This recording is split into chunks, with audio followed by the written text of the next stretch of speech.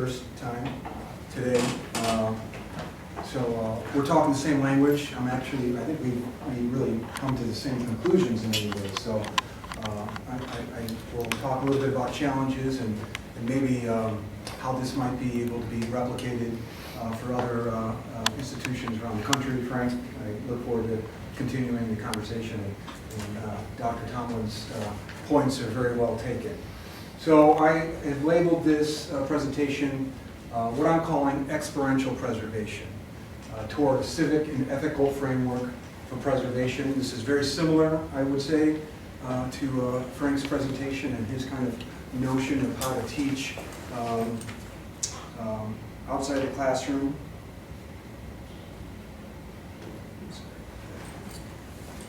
A little bit about myself, because I think it's relevant to kind of how I teach and perhaps has benefited how I've structured this type of teaching. My name is J.P. Hall. I teach at Ball State University. I'm also the director of the Center for Historic Preservation. I'll talk a little bit about the center. I just am newly directing the program there at Ball State also, which I think is going to bring some advantages to me and to the program in general. But my background, at least in the private sector, has centered around nonprofit work. I worked for Indiana Landmarks for a number of years. Landmarks is one of the largest statewide preservation groups, if not the largest in the country. And I was the director of the Eastern Regional Office for them. And that covers where Ball State is also. So I had the opportunity to build networks, I think, for a number of years and understand the complexities of preservation, working for Landmarks. Landmarks advocates in attempts to save buildings around the state. So I encountered a lot of different projects as a result. I also have a background in Main Street. I was the director of a small Main Street organization, which I think also informs kind of how I view preservation, how I deal with the public, how I engage with the public, how I convince those who perhaps at first glance don't appreciate preservation. So I think bring that political lens to how we deal with this in a fairly post-industrial landscape. Indiana, especially East Central Indiana, is suffering like many other parts of the country. Lack of resources, brain drain, population loss, and so it's a unique, I think, and valuable laboratory for the students to kind of learn in. How do you go into a community that is challenged with so many things and advocate for the protection of historic infrastructure? And so that's a little bit about me. Here's what I'm going to cover today.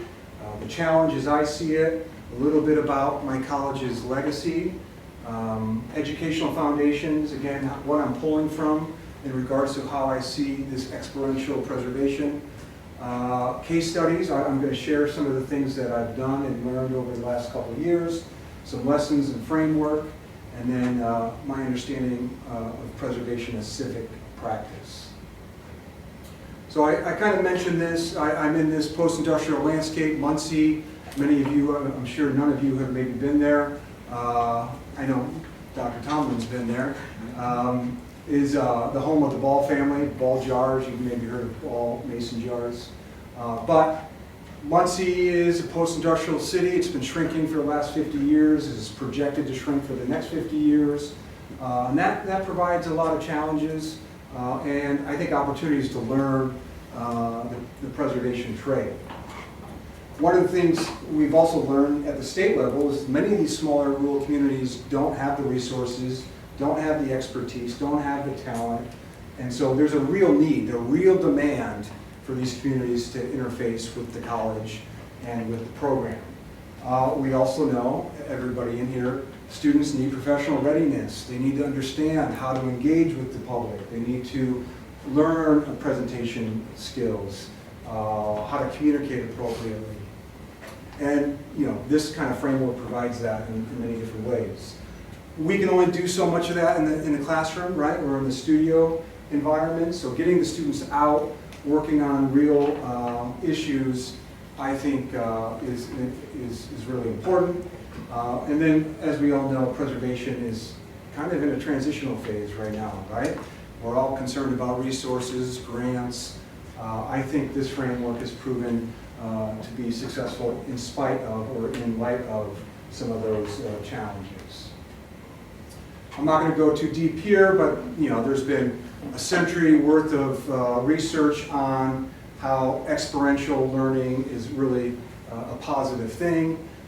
John Dewey, education is the priority of democracy. David Kolb talking about experiential learning cycles. Cyclical nature of service learning, back to Frank's discussions, and then the value of place-based pedagogy.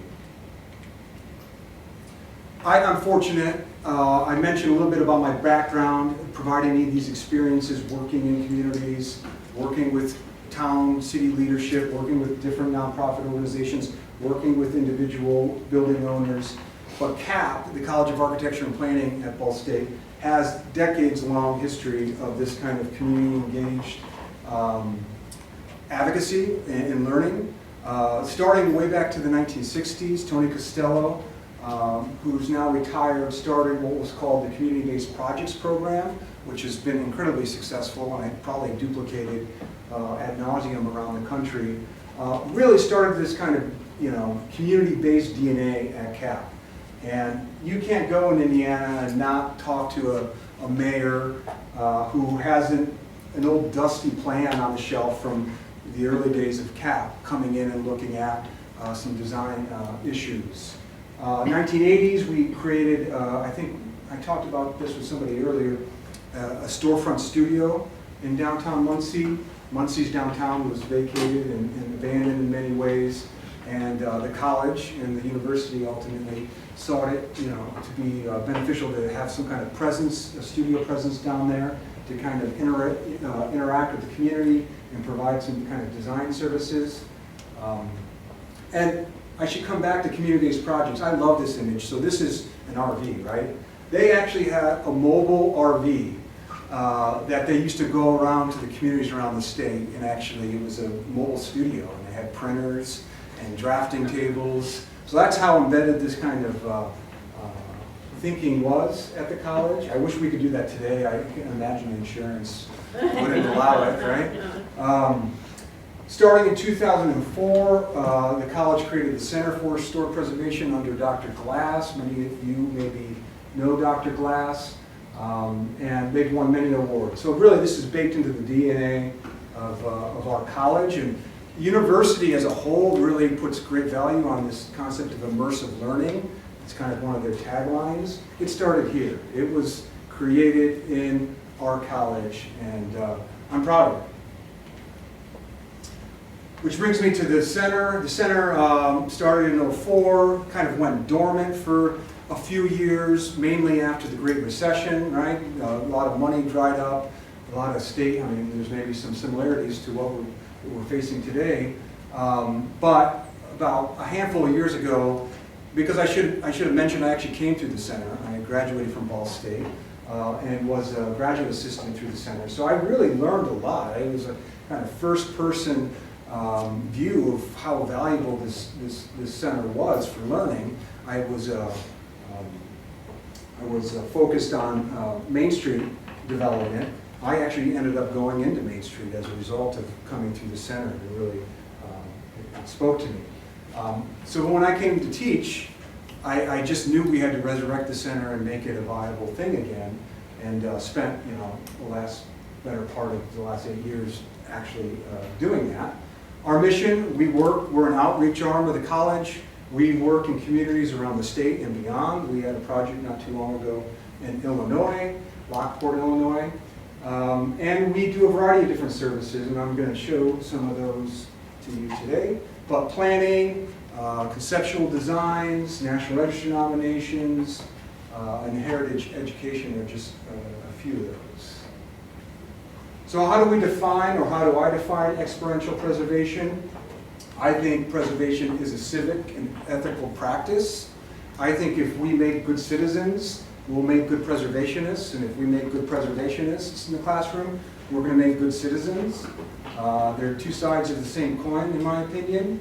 As Frank, kind of to reiterate what Frank was mentioning, that communities have to be co-educators, they have to be involved, they know more than us, and so when we go in and work on projects, we're learning from them just as much as they're learning from us, right? It integrates theory and practice, right? So the applied piece is really necessary here. We can only talk about so much in the classroom, but actually to apply it in a real world scenario is incredibly valuable. And then it prepares professionals, right? And, as I mentioned, citizens at the same time. So focus on hands-on experience, learning by doing, bridging this theory and practice, collaboration with communities, skill development.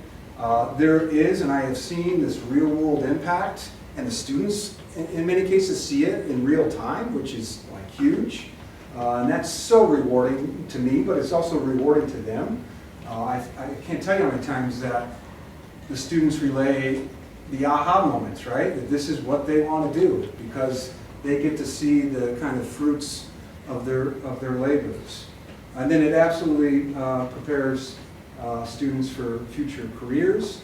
I have a GA this semester. We just had to take a road trip to go look at a community, and she was telling me she's got a job in Minneapolis waiting for her after she graduates in December. And she said 60% of the interview was talking about one of the projects she worked on last semester, right? They were so intrigued, and she was a stellar student, about that work. So, I mean, that's something they can put on their portfolios. It's something they can talk about as a real project that firms and employers are, I think, looking at.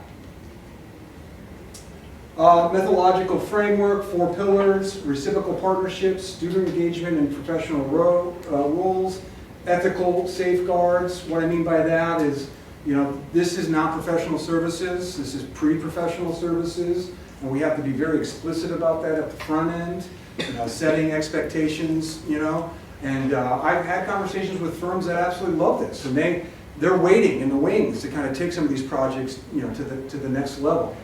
And then I think a huge part of this framework is this continuity, which Frank talked about. The center has been that kind of engine or that platform to provide that continuity between semesters and years, and I am the center in all intents and purposes. I'm the sole staff person, so I kind of bring some of that continuity also. So so that's the center. We do studio projects. I do a community engaged studio every spring semester, and we've had great successes with that. But it does come with constraints, mainly the fact that you're within a 15-week or whatever week semester. But we've had some great successes. The image on the right, or on the left, I'm sorry, of that building. I have found feasibility studies to be incredibly impactful. And a feasibility study is just a kind of a deep dive on a building, typically looking at the history of that structure, the developmental history over time, looking at its current condition, and then taking kind of those two things and then providing a recommendation for end use. And this one was in Wabash, Indiana. And this was a neglected building for many years, and there was a local nonprofit that wanted to potentially repurpose it for transitional housing for women, who were coming out of, addiction counseling, so what do you do, right? It's a small nonprofit, budget's very minor, so we went in, we spent the whole semester, we did a deep dive, and put together this feasibility study, which allowed them to kind of understand how this building might program for something very unique like transitional housing, and then can start getting them thinking about budgets, interacting with contractors, what is this going to cost, and then that allows them to really give a polished product to potential funders, right? Philanthropy, community foundation. This was a success. I'm not going to say it was necessarily because of our feasibility study, but that absolutely 100% helped that project forward. And $250,000, $500,000 project done in a small town of Wabash. We've done design guidelines. Riverside Historic District is a National Register listed district adjacent to the campus at Ball State and is under developmental pressure as a result of being close to the university, and we're losing structures. And so we engage with the local neighborhood association to provide them some guidelines centered around, design and some recommendations on how they might create a local historic district within their neighborhood. So that's studio-based stuff, and again, I've done several of those. Every year I'm doing a community-based project. But the center has been really successful. One of the big successes has been a partnership with Indiana Main Street, which is our state-level agency that does the Main Street approach around the state. We have around 100 Main Street organizations in Indiana. And we've had a multiple-year contract with them to embed a graduate student within a specific community for a semester, which has been really successful. I remember when I first had the conversation with them, they wanted to focus on design, and I'm not a designer by trade. I'm policy planning. My students are incredible designers, and I let them do their thing, within constraints. But I thought, these small towns don't need design assistants. I was lying to myself, because they do, and they've shown me every semester how valuable some of these renderings can be, and I'll show you some examples of those. So our first foray into this was Mary Martin, who looked at the courthouse square. This is in Newcastle, Indiana, kind of a traditional courthouse square, county seat. Looked at 5 buildings around the courthouse square, and again, kind of did a feasibility study, history, current condition, and then recommendations for what they should do with the building. And she did a number of these, and then the response was absolutely positive from the local Main Street organization. And I know that they submitted this for a statewide grant, which they ended up actually getting. So there's byproducts and unintended byproducts of this type of work. This was another example of kind of a maybe more fleshed out feasibility study. This building is also on the courthouse square. Was owned by the county commissioners, didn't know what to do. I think sat vacant for a decade or more. We look at that and we might automatically say mixed use, commercial, maybe residential, second, third story. But how do you do that, and what does that look like, and how many units can you fit into that? And that is so essential for developers, right? If you're trying to entice a developer to come in and spend, in all likelihood, over $1 million to repurpose this building, they need to have a general understanding of how they can actually fit units in there. Another example of this Main Street partnership was in Peru, Indiana. Michaela Zakutansky, who's pictured here in the middle, worked on this project, fantastic student. One of the cool things I really liked that she did here was she looked at the alleyway system in Peru. They were really interested in kind of engaging these former alleyways. They were dirty, and the pavement was messed up and weren't really used, and they were interested in kind of engaging these in kind of a pedestrian way, public art, making them connect. And she kind of did a study, from 1880 to 2023 on how this alleyway network kind of disintegrated over the years due to buildings coming down and due to other things happening. And she also did some renderings too. One of the proudest programs we worked on is in Sheridan, Indiana. This has been a 3+ year partnership with just the town and the local Main Street. So this was not with the Indiana Main Street entity. And we have done over 20 renderings, conceptual renderings of buildings in their downtown that are tied directly to their facade grant program. So hundreds of millions of dollars. We've actually seen the fruits of this labor while we've been there, and we just re-upped a contract with them this semester. That's the road trip I was telling you about. Time Travelers Program, a 2-day workshop for children 9 to 12. I'm sure we're all having conversations, how do we get the next generation engaged? And we came up with, the center came up with this program to work with local children and to raise awareness about architectural history and historic preservation. Very successful. One of the things that I thought was really, one of the cool things we did was we gave each kid a digital camera and did a scavenger hunt downtown, so forced them to kind of find different architectural elements, and they printed them out. And we heard from parents like, oh, my kids were pointing out certain, building styles, and very rewarding, and I think a great program. So I'm getting the wrap up here. So I'm not going to go too deep into this. Because I think Frank did a really good job of kind of focusing on some of these. I do think the fact that Ball State's a third party and we can go into a community and kind of we're neutral, or maybe we're seen as neutral by some parties, has been really beneficial, because as we know, it can sometimes get political, and it gets very political in Indiana. And so when Ball State comes in, it kind of, I think, it tones things down a little bit, and they tend to listen to us. And then I do think, I didn't mention Sheridan, but we do empower these people. And in the Sheridan example, I'm actually presenting on this in a couple weeks at our statewide conference, is a model that has grown over the last 3 years, and every semester it builds on itself.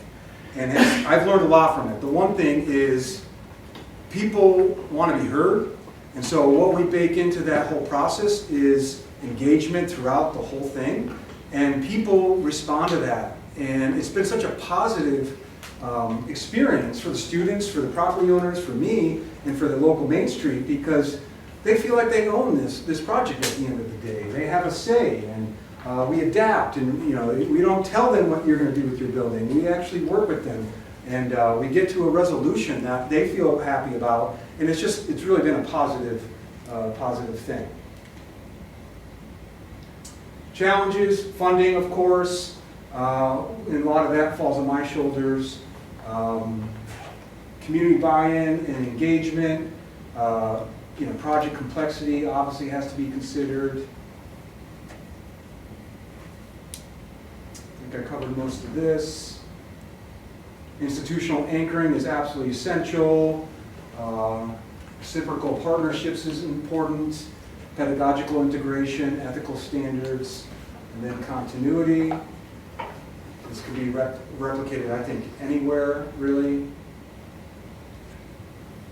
And then I should mention, the college just opened up a storefront, pictured there at the bottom right, this semester. So we're actually going back to downtown after many years of not being downtown.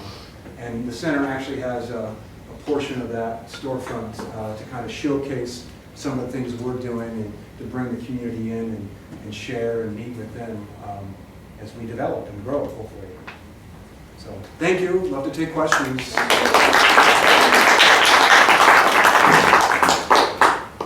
Yeah, Ball State has always been kind of a leader in these efforts.